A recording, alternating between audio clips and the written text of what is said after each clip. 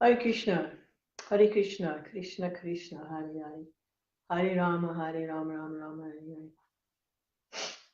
Hare Krishna, Krishna Krishna, Hare Hare, Hare Rama, Rama Rama, Hare Hare. Hare Krishna, Krishna Krishna, Hare Hare, Hare Rama, Rama Rama, Hare Hare. Hare Krishna, Krishna Krishna, Hare Hare, Hare Rama, Rama Rama, Hare Hare. Hare Krishna. So a couple of things to discuss and then read a little bit from Chaitanya Charitamrta. First off, I wanted to share about separation, the mood of separation.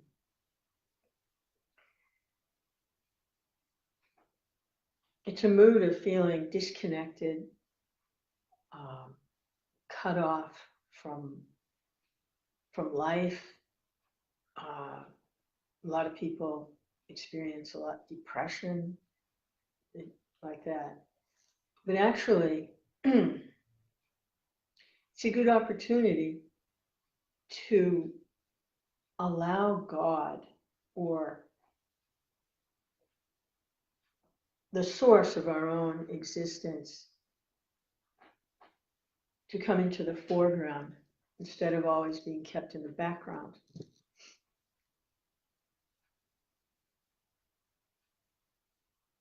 What we do, I know it's what I do, and I'm not the only one. It's like the whole world does this basically, is go outward to become very, very active, and connection with our source remains in the background. My father used to say, he'd say, I'm over here, he's over there. He doesn't bother me, I don't bother him. In other words, yeah, I acknowledge God is there, that there's a source for everyone and everything. Yeah, I acknowledge that, but what does that have to do with me? I'm busy over here. So our awareness of the source, sometimes it gets so far out, we get so involved in what we're perceiving through our senses and the activities of our mind to try to control our situation and make life more comfortable. And all these things come in: money, health, weather, friends, the whole, like a whole entourage of external activity. You get barraged with it. And then some people even reach a point of saying, well, there isn't any source. There's nothing. It all just happened. It's so far out. But even for those who acknowledge that there is a source of all existence, certainly a source of ourselves, it can remain in the background. Like, yeah, he's there, but I don't bother him, he doesn't bother me, and I just do whatever I want to do. It doesn't really make me happy permanently, because I'm always in fear of, like, for instance, to try and get some money, because you need money if you're going to be part of society, to buy the things you need and also entertainment. You need some medium of exchange to exchange with them, what you want, what they have. So there's anxiety there, and then there's of getting the money that I need, and then there's anxiety, how's my health going to hold up? Because anything can happen. You can break a bone, you can get a car accident, you can get some disease, so it's like, even if you make like some so-called a perfect arrangement, how perfect is it? How's it going to last under all those pressures and all those possibilities? And then the inevitable, it's all going to end anyway, no matter how perfect you make it your whole life. You even find a perfect person to try to exchange in an intimate way with, it ends. So that's always hanging in the air. No matter how great it is, And then you're faced with, what if I become debilitated? Like I'm in my 70s, so, it gets more and more in my face, Yeah, you're living like this now, you've got some health, you can do things, but, next week, tomorrow, an hour from now, something could happen because the body is aging. All of a sudden, the kidneys could give out, or the heart gets out, or you get a blood clot in the brain, you get a stroke. It's like you don't think of those things when you're like got all those hormones running through you, and you're like running all around in life. Although and those things can happen to anyone. You don't have to have an old body. I mean, you can get in an accident. Anybody can get in an accident. So that's always hanging in the air. That's always there, kind of like, so no matter how good it is, it's temporary. Ah, Krishna. So I just got a call from a friend that they're making a big move in life. They're moving from one city to another, and this person has collected so much junk in their house. You can't even walk around in their house. And they're trying to figure out what they want to take. Of course, they want to take everything, but they're moving from a 6-room house into a single wide trailer with a living room and a bedroom, right? And they've got a 6-room house filled with crap. I mean, unbelievable. You go in that house, you cannot even turn around. Plus, every inch of the wall is covered with a picture of something or other. So they're trying to make this move, but they have to because of the economics involved, and they're also getting older, and they just can't do that. We're living like that anymore. And they want to go to something that doesn't have stairs. The house they're in is 5-6-room house, has stairs. And so they're moving to this single wide trailer. So they're going through all kinds of, going from a comfort zone to, how do I do this? How do I adjust? I have to let all that stuff go that I've been saving for the last 40 years. I don't even know what I have in the house, but God forbid, I should either give it away or have a yard sale or something and let somebody else use it that might need it. So I got a call from them. Could I please help them move? Yeah. Yeah, right. Walk into that mess, right? Oh my God. No way. No way. It's like, there's no way I can do it. I wish them well, but no. No. It's their mess. They need to figure it out. So they say they're feeling very lonely and disoriented, and they need somebody there with them. So yeah, but it's not me. See, this is an opportunity for them to go deeper inside. See, they're trying to reach outside to somebody out there to please help them. No. It was hard to do because, I wish this person well and I want to help them, but that's not how I'm going to be able to help them, is walk into their mess and have them do all the poo-poo all over me. And that's what, no. So the best I could do with it was just to say, well, this is an opportunity to go deeper. You're feeling that loneliness? This is an opportunity to understand and realize and experience a little bit more what it means by feeling separation from God, from our source. And I mean that because I go through that a lot. And it's very, very powerful, very purifying, because when we stop trying to fill that emptiness or that loneliness or those desires for, we need something or someone, we're needy, when we stop trying to fill that, with anything or anyone other than developing our loving relationship on a spiritual platform with the Supreme Being. When we stop trying to fill that empty space with anything other than that, the Lord comes. God comes and he lights up from inside. We become fulfilled. We have everything we need. We're no longer needy. We don't have to suck on other people. You know, I never really understood that, but the embryo within the womb is like a little sucker from the navel of the embryo, the infant, before he's born, while his body is forming within the womb of the mother. The umbilical cord comes out, and it's this little sucky thing. And it attaches to the inside of the uterus of the mother, which is rich with nutrients and blood and minerals and vitamins and everything that's needed. And that little umbilical cord is like a little sucker.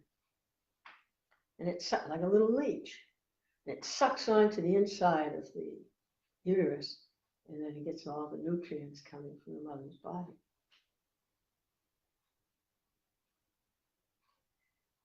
That's because he hasn't been born yet.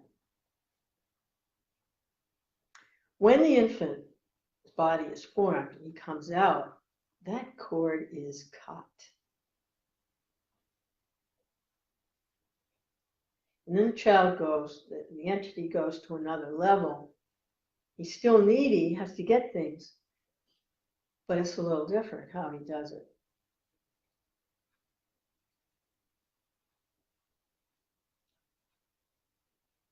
And when the spiritual birth comes, then all that neediness that's still going on the external level, I need money, I need friends, I need society, I need this, I need that, I need this. It's a kind of umbilical connection to the outside world. And when that entity, who's now outside of the womb, and the original umbilical cord, that's the first birth. And the second birth is when that neediness for external nourishment is cut. And they simply get their nourishment directly from the Lord, by the Lord's arrangement. And that's the second birth. And that's the eternal birth. There's no death to that birth. That's the eternal life. When it's a kind of umbilical connection to the temporary world is cut. Oh, Krishna. So my friend, she needs this, she needs that, and now she needs me to come into with her neediness. No. It's time to cut. And turn all that neediness and let the Lord come in.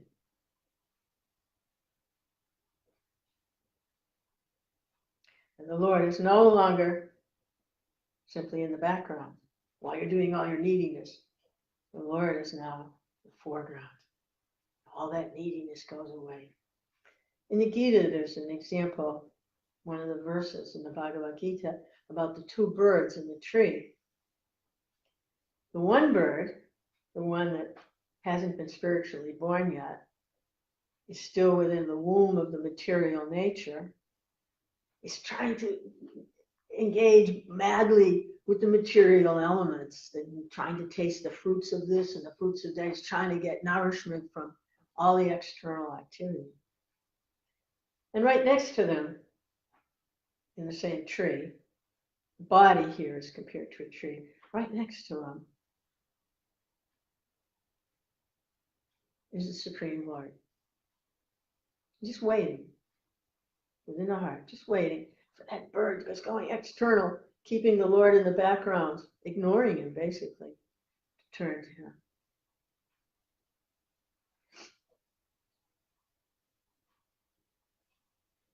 And the Lord supplies all the needs. There's no more neediness. It's completely fulfilled. So these are some of the thoughts this morning and some of the realizations. And for most people, it's a very gradual process, very gradual. It's like the child within the womb, 9 months. Okay, it's a gradual process. Doesn't have to be, but it usually is. I mean, on that, if you want to take that material example. But the spiritual birth doesn't have to be a long time, although it can be. And there's a process for developing more and more and more, getting ready to actually sever the connections with all the external stuff. It's not that a person doesn't remain active within the material environment. As long as you have a material body, you remain somewhat active. The consciousness is different. You're not approaching material things to try and fill that space that really is meant for Supreme Being, connection with the Supreme Being. So that's what I'm working on. I don't think it's the first time I've tried to make progress on this path. I think it probably got aborted a few times. Trying to, sever these connections in the material world, didn't quite make it. So I had to come back again, work on it some more. Hare Krishna, Krishna Krishna, Hare Hare. Hare Rama, Hare Rama, Rama Rama, Hare Hare. And this mantra is a lifeline. It's a spiritual lifeline. Hare Krishna, Krishna Krishna, Hare Hare. Hare Rama, Hare Rama, Rama Rama, Hare Hare. It's the energy of the Lord. Oh, energy of the Lord. Oh, Lord, please engage me in your service. Instead of being engaged in ignorance by trying to extract from the external material situation, temporary situation, becoming entangled in it. Please engage me in your service. Hare Krishna, Krishna Krishna, Hare Hare. Hare Rama, Hare Rama, Rama Rama, Hare Hare. Hare Krishna, Krishna Krishna, Hare Hare. Hare Rama, Hare Rama, Rama Hare. Yeah, it's entanglement with the external world. It's very entangled. It's practically, I mean, it is impossible to transcend the material situation without making a connection with the Lord. So it's not possible because it's an either or. So it's like a switch, light switch. Either I'm focused on all the external stuff to one degree or another, or I turn to the Lord and he helps me by enlightening me from within and relieving me of all this needy stuff, needy. Hare Krishna.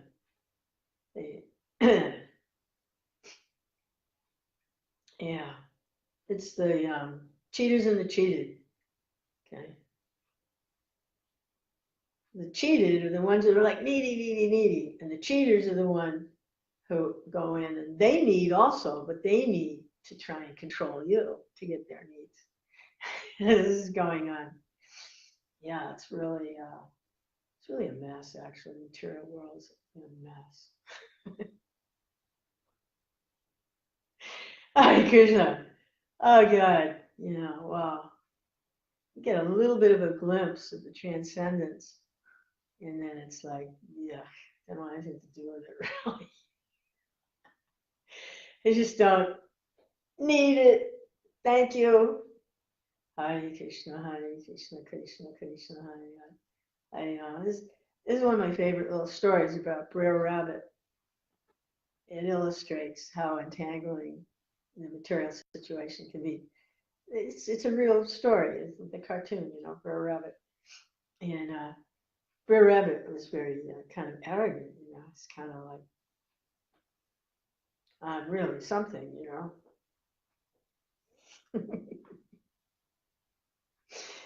And he was walking down the path in the forest.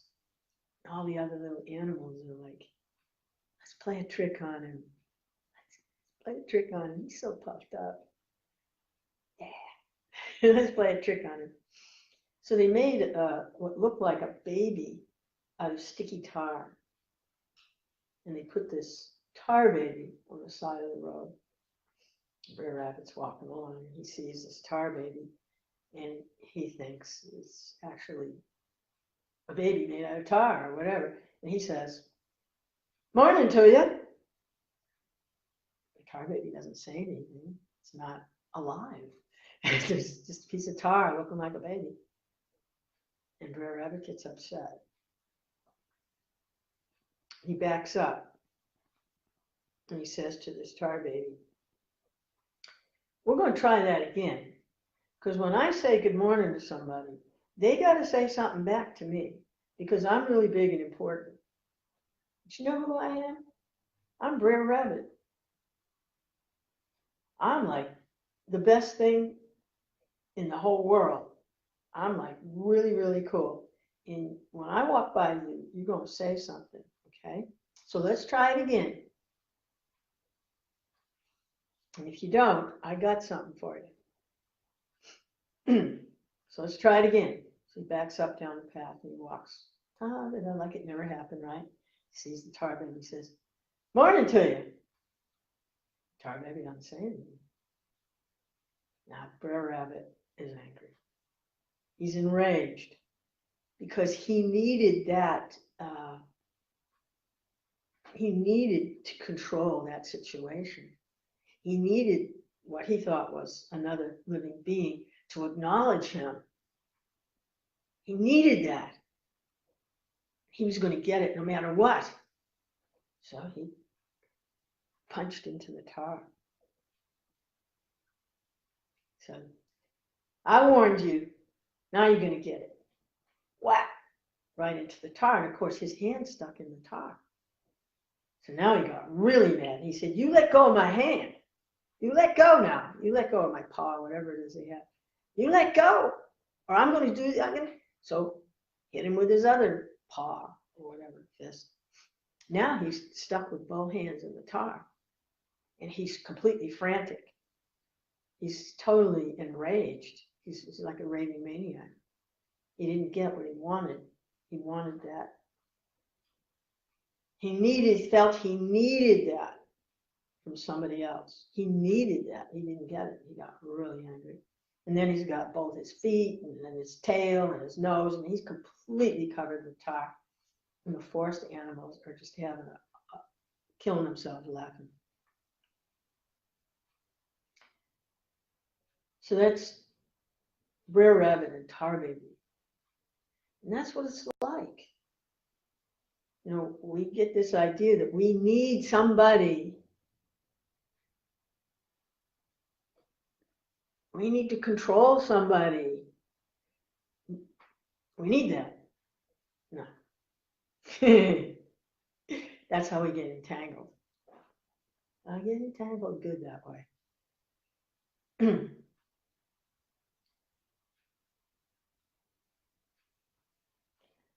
So the Lord is within the heart. He's trying to dictate there, but we can't hear very well. So he sends help from the outside, because that's all we're tuned to is the outside. So he sends help different ways from the outside.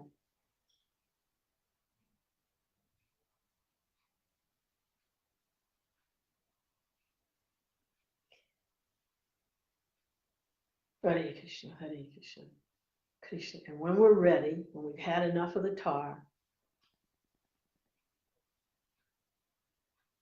we can reject our tendency to look outward. when we do look outward, and if the Lord, we can recognize when the Lord is working on the outside to bring us inside. That's why they say the spiritual teacher is an external manifestation of what's in the heart, a real spiritual teacher.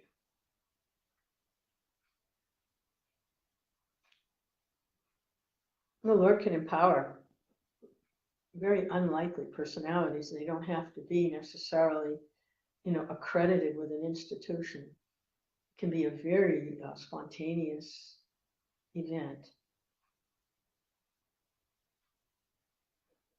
Meeting someone who directs us to the real self.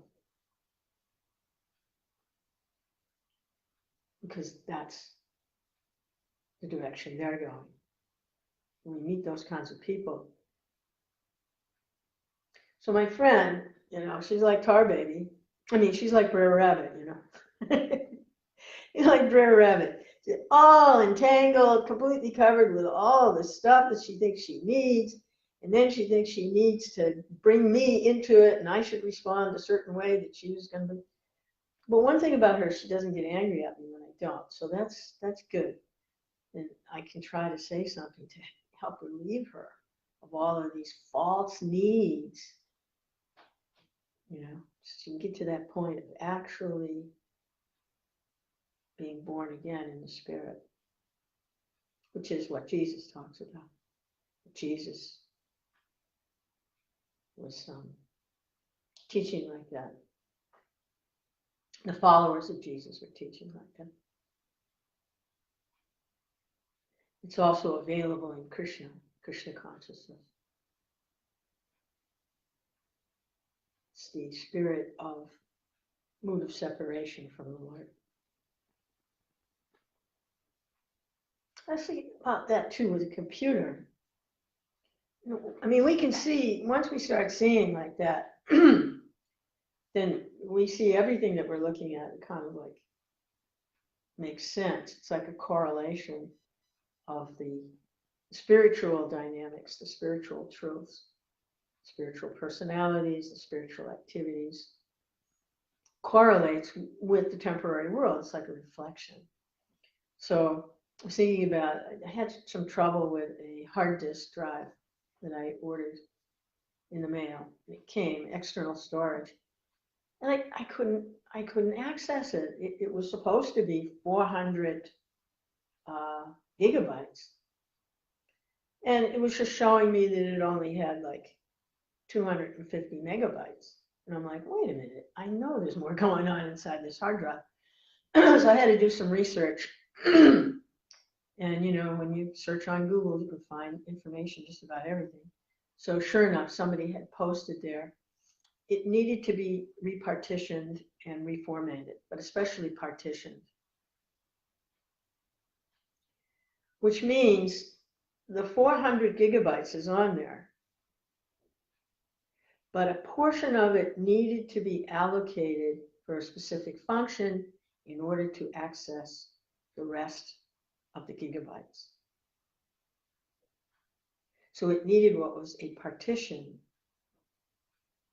which means it needed a certain section of its potencies to be allocated for a certain function to facilitate the use of the rest of it. But it was all part of the disk drive. It was all there. It's just it was allocated.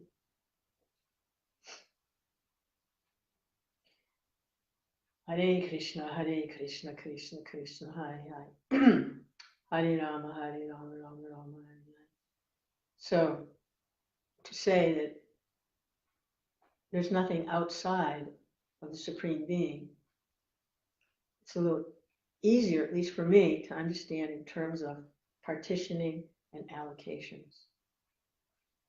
He can partition, he can allocate, he can expand. There's different energies for different functions. One function facilitates this area, and then like that. So you can understand that nothing is outside the Supreme Being.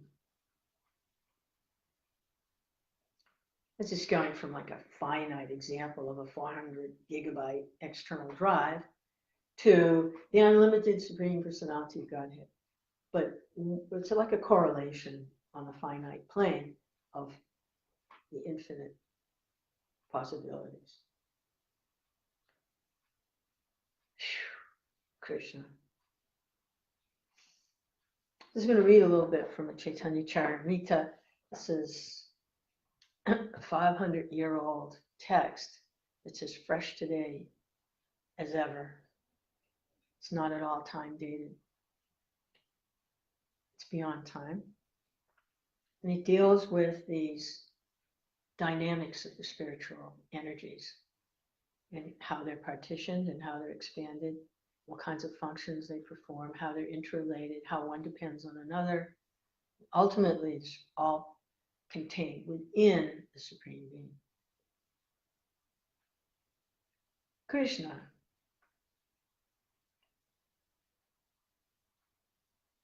Hare Krishna, Hare Krishna, Krishna Krishna, Hare Hare. All right, so this is called Adi Lila. It's chapter 5, the glories of Nityananda Balaram. And we're on text 112. And let's see who he's talking about here. Okay, let's start with 111.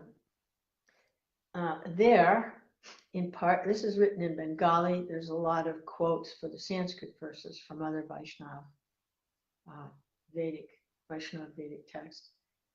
But this is, it's written like poetry. It's a song.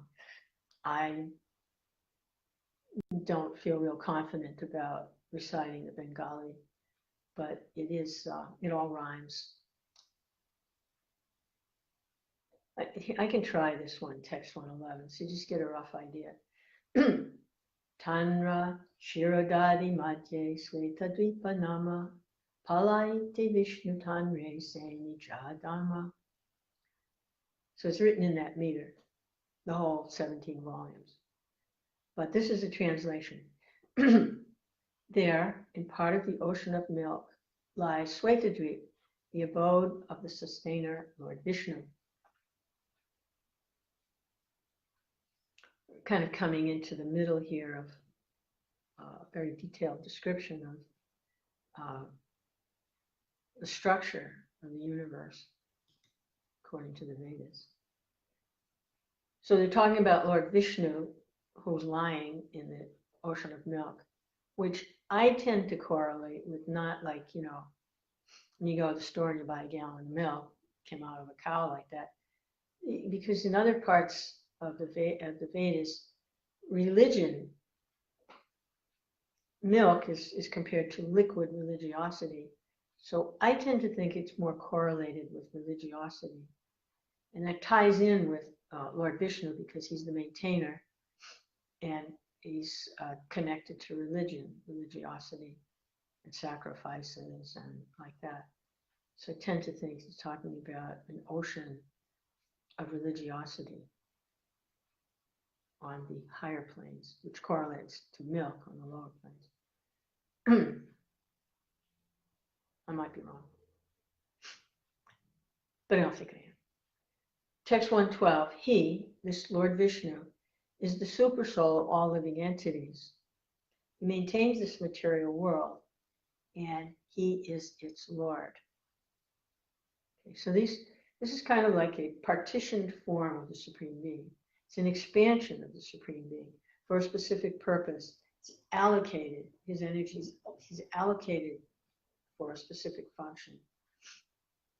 And he's non-different from Krishna, or the Supreme Being, and he is the Supreme Being, but his activities and his functions are allocated a certain way. Like, another way to look at it is like, just say a man has an occupation, or a woman, they have an occupation and they're known in the workplace a certain way. And that very same person, when they're with their family or their friends, is known that way, but also in another way, more intimately. So Krishna is like that. The Supreme Being is the most intimate form as a person, But in order to perform certain types of work, he appears another way in the workplace. So this is for the maintenance of the material world, this form of the Supreme Being, Vishnu, maintainer, lying in the ocean of milk, religiosity. Prabhupada's purport, this is a great spiritual teacher, Sibati. He's translated this in his teaching, these conclusions, devotional conclusions. His purport is, the Laghu Bhagavatamrita gives the following description of the Vishnu Loka within this universe, quoted from the Vishnu Dharmottara. So this is quoting different, cross-referencing different Vaishnava Vedic texts. And so this is the quote from these texts. Above Rudra Loka, the planet of Lord Shiva, who is manages the mode of destruction. So Vishnu manages the mode of maintenance, and Shiva, or Rudra, manages the dissolution or the destruction. This is the material energy, in the illusory material energy. So above Rudra Loka, where Lord Shiva, the planet of Lord Shiva, is the planet of Vishnu Loka, 400,000 miles in circumference, which is inaccessible to any mortal being. Okay, so you've got one of these kinds of bodies that's interacting in neediness with the material energy. You have no access to this other planet, to these other planets. Above that Vishnu Loka and east of the Sumera hill is a golden island called Maha Vishnu Loka in the ocean of salt water.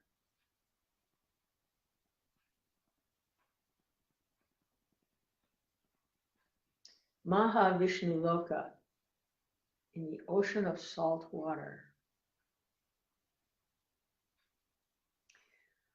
Lord Brahma and other demigods sometimes go there to meet Lord Vishnu. Salt water, Maha Vishnu Loka.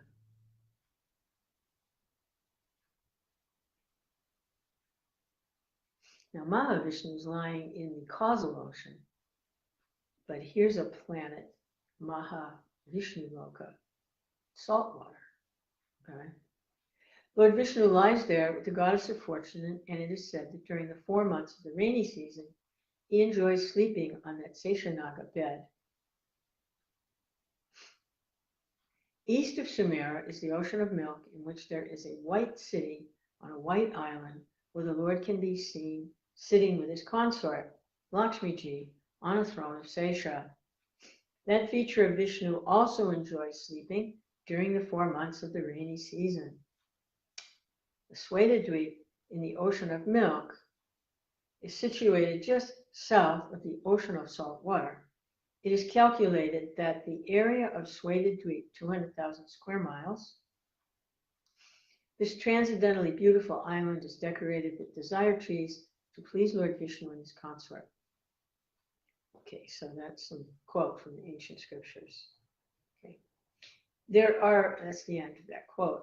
There are references to Svetadweep in the Brahmanda Purana, Vishnu Purana, Mahabharata, and Padma Purana, and there is the following reference in the Srimad Bhagavatam, Canto 11, translation. My dear Uddhava, you may know that my transcendental form of Vishnu in Svetadweep. Okay, so this is Krishna, who appeared 5,000 years ago and manifested different pastimes, which are recorded in many of the Vaishnava Vedic literatures.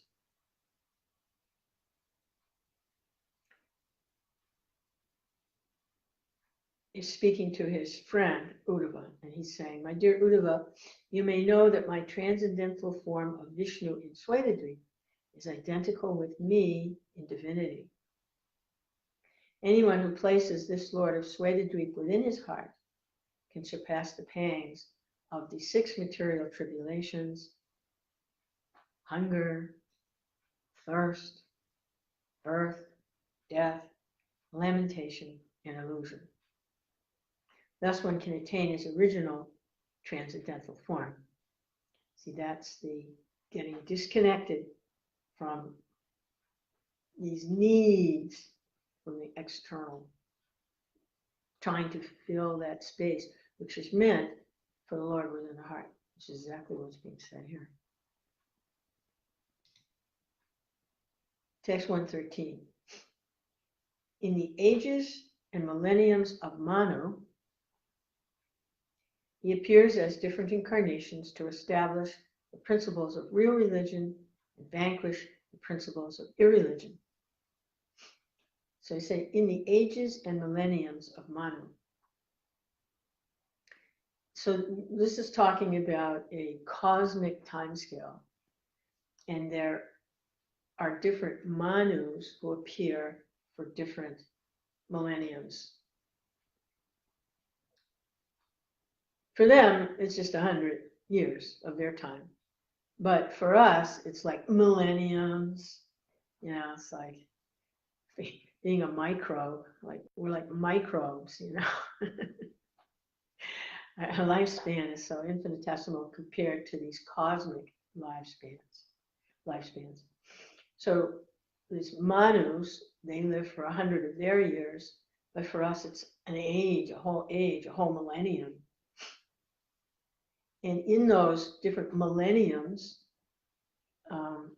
Lord Vishnu appears as different incarnations, always for the same reason, to establish real religion and vanquish principles of irreligion. He always appears for the same reasons. He says that in Bhagavad Gita also. From time to time, I appear in each millennium to establish religious principles and to vanquish the irreligious. It's like cultivating the garden, you know, pulling the weeds so the garden will grow. Small purport here by Prabhupada. He says, Lord Vishnu, who lies in the ocean of milk, incarnates himself in various forms to maintain the laws of the cosmos and annihilate the causes of disturbance. Such incarnations are visible in every Manvantar in the course of the reign of each Manu, who lives for 71 times 4,320,000 years. 14 such Manus take their birth and die to yield a place for the next during one day of Brahma. So we're looking at this cosmic time scale. Good old Einstein, time is relative. Yes, it is. Yes, it is. Hare Krishna.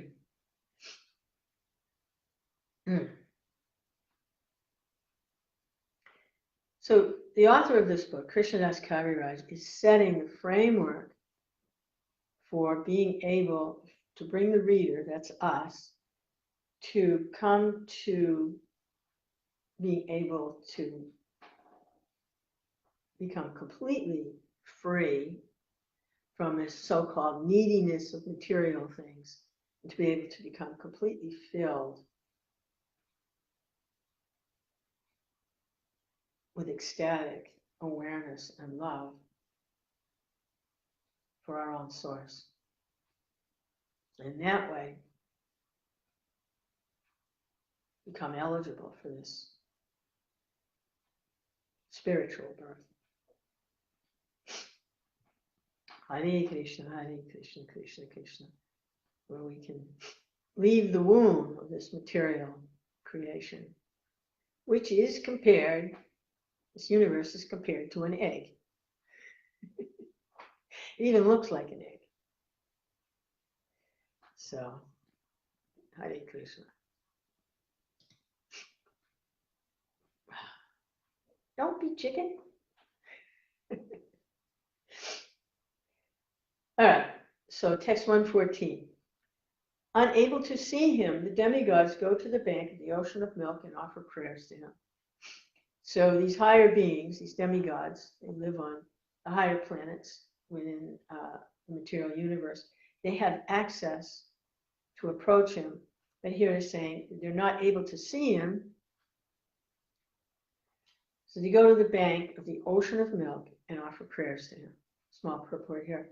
The denizens of heaven who live in the planetary systems beginning from Svarloka, these are the higher planets, cannot even see Lord Vishnu and Swaita-dweep. As he said, no mortal being. The demigods are mortal. They have a long lifespan, but they're mortal. They can't see him either. Unable to reach the island, they can simply approach the beach of the milk ocean to offer transcendental prayers to the Lord, appealing to him on special occasions to appear as an incarnation. They're asking for help. Hare Krishna, Hare Krishna. Demigods are managerial posts. And sometimes become so disturbed by the irreligious elements and they can't do their functions properly, and the whole universe becomes messed up.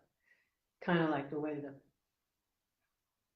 planet is right now with all this political and economic mishmash going on. It's pretty messed up because the irreligious have taken control of, and so that happens to the demigods also in their managerial posts. These what do you call them? Predatory types come and cause a disturbance. 115. He then descends to maintain the material world. His unlimited opulences cannot be counted. So when the demigods pray for him to please come and help, he performs this function of appearing and setting things right in order, just setting things in order.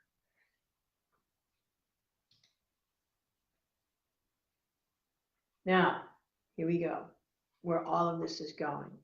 Text 116. And I'm getting those little bitty chills that I get sometimes when I see something expressed in a way that just pulls everything together. So this verse, that Lord Vishnu is but a part of a plenary portion of Lord Nityananda, who is the source of all incarnations.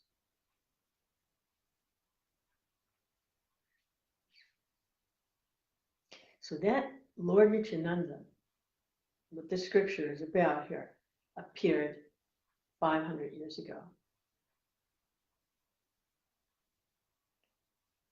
He was a very unusual personality. He was very spontaneous in his service. And he was magnanimous that he could deliver anyone and was willing to deliver everyone. Lord Nityananda, very free-flowing personality. Similar to what we think of when we hear about the preaching of Lord Jesus. It wasn't restricted to a particular class or group or section. Anyone who came to him, he would give.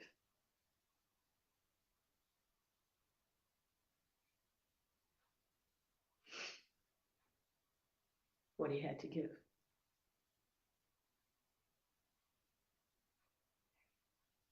Which is the truth, the relationship, and love with God. Nityananda, very similar preaching platform. So that Lord Vishnu is but a plenary part of a portion, plenary portion of Lord Nityananda.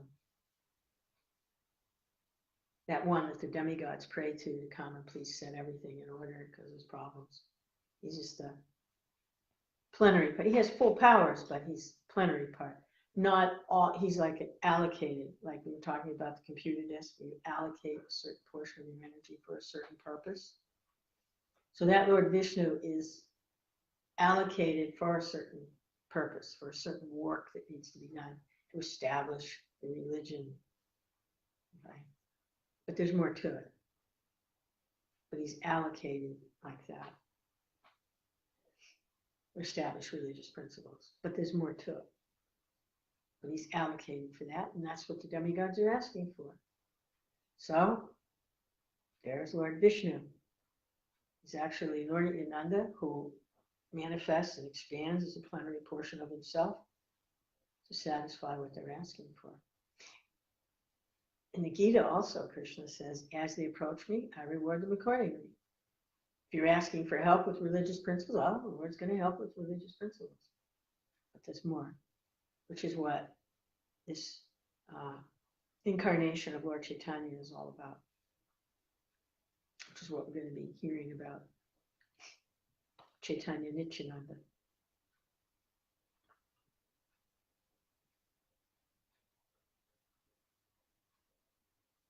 So small purport here. The Lord of Swaitadweep has immense potency for creation and destruction. Sri Nityananda Prabhu, being Baladev himself, the original form of Shankarshan, is the original form of Lord Swaitadweep. Hare Krishna, Krishna Krishna. I know it seems a little esoteric, all these funny names and everything. Hare Krishna. Text 117. That same Lord Vishnu is the form of Lord Shesh, in the form of Lord Shesha, holds the planets upon his heads. He does not know where they are, for he cannot feel their existence upon his heads. That same Lord Vishnu, in the form of Lord Shesh, this is another partition, another allocation, another form for a specific function, is holding, this is Lord Shesh, is a many-headed serpent. He's a serpent with, I don't know how many heads. Is it unlimited heads? However, many heads. Holds the planets on his heads.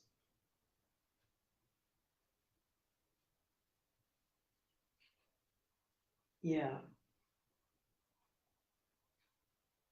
He does not know where they are, because they're so small. He doesn't even know where they are. For he cannot feel their existence upon his heads, like a little speck of dust. So much for being big and important. Text 111.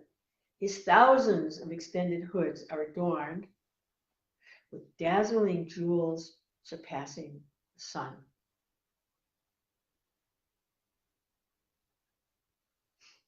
So these energies, they have forms.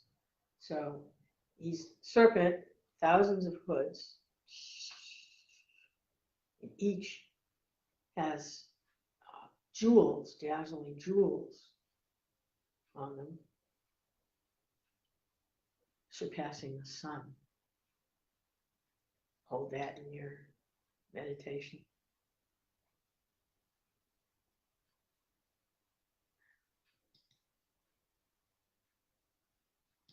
Okay, a little bit more of the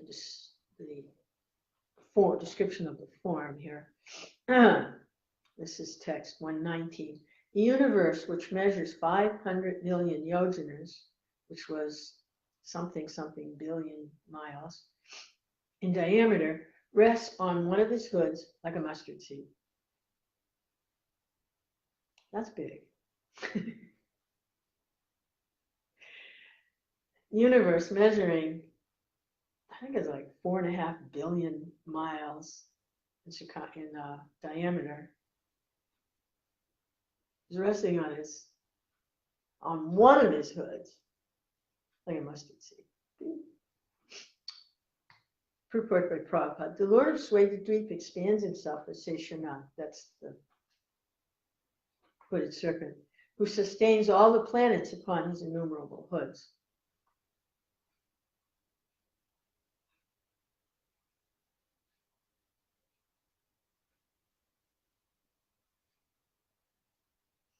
Now the planets are situated within the stem of the lotus, coming from the navel of Garbhodakshaya. Lord Brahma is sitting on that lotus. The universes are in the stem. I mean, the planets or planetary systems are in the stem. Here it says those planets that are in those planetary systems are resting on the hoods of Seshanag. These huge global spheres are compared to grains of mustard seed resting on the hoods of Seshanag. Okay, so those are the planets. Also,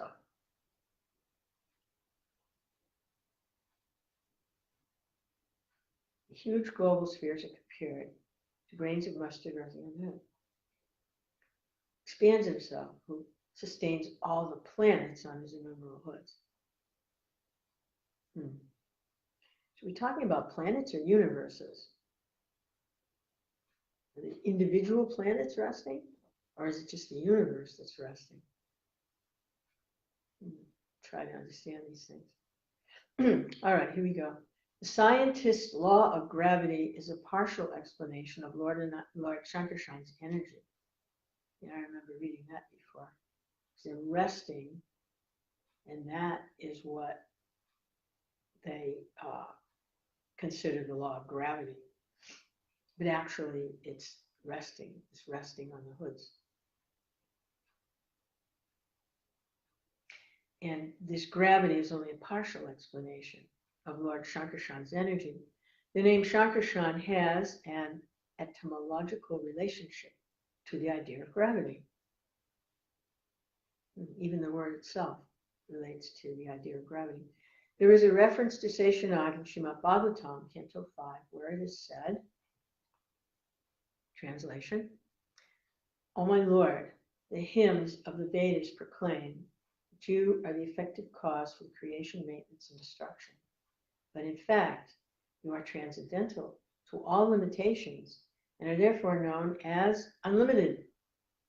On your thousands of hoods rest the innumerable global spheres, like grains of mustard, so insignificant that you have no perception of their weight. Okay, so yeah, it's the universe is resting, and within the universe are the planets, so they're also resting, evidently, because they're talking here about global spheres. I don't know if they're talking about universes or planets. The Bhagavatam further says, translation, Lord Ananta has thousands of hoods. Each sustains a global sphere that appears like a grain of mustard. So yeah, it's the, well, you know, if the universe is being supported by Seshanag on his hood, he's got it balancing up here, and the planets are within the universe, then they're also supported by Seshanag.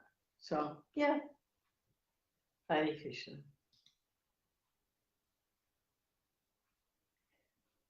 So I'm going to leave that there. And so yeah, this mood of separation, the more we can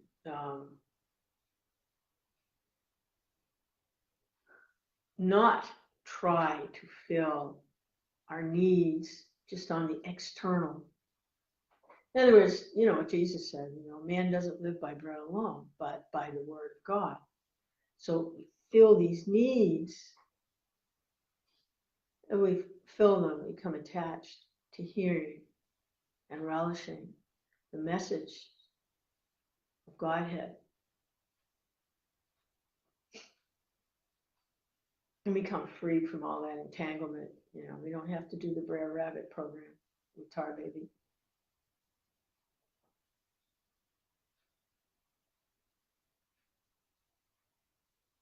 Hare Krishna. So I'm praying for my friend that she makes the best advantage of the kind of purification she's going through right now, of being relieved in a really gross way of all this crap that she saved all these years. I mean, the house is filled. There's black trash bags full of stuff everywhere. I mean, she can't possibly take it with her. She's having to let everything go. I'm so happy for her.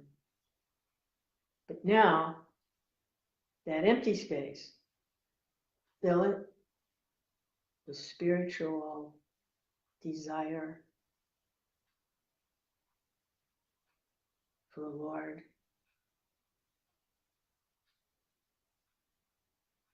to become in the foreground and not just in the background. Hare Krishna, Hare Krishna, Krishna Krishna, Hare Hare. You got to switch that, you know. I'm busy enjoying the Lord's in the background. We got to change that. That's got to change. The Lord is in the foreground, and all this other stuff, well, we take care of it as it needs to be taken care of, but it is in the background. And then we've got our priorities set. And we keep our balance, not be thrown off by this when it comes, and thrown off by that when it comes. Remain steady. When the Lord is in the foreground, hearing about the Lord, remembering the Lord, and allowing that emptiness so that we can be filled with spirit, loving spirit, and desire for love of Godhead. That's what I'm working on. So, Hare Krishna, Hare Krishna, Krishna. I'll put links to the texts. Go in there.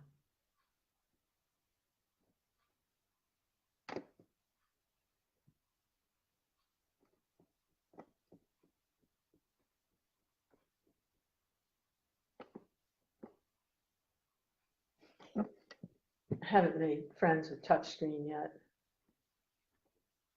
I have enough electricity.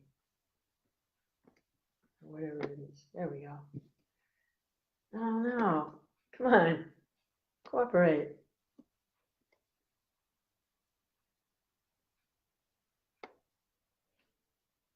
Really? Come on, give me a break.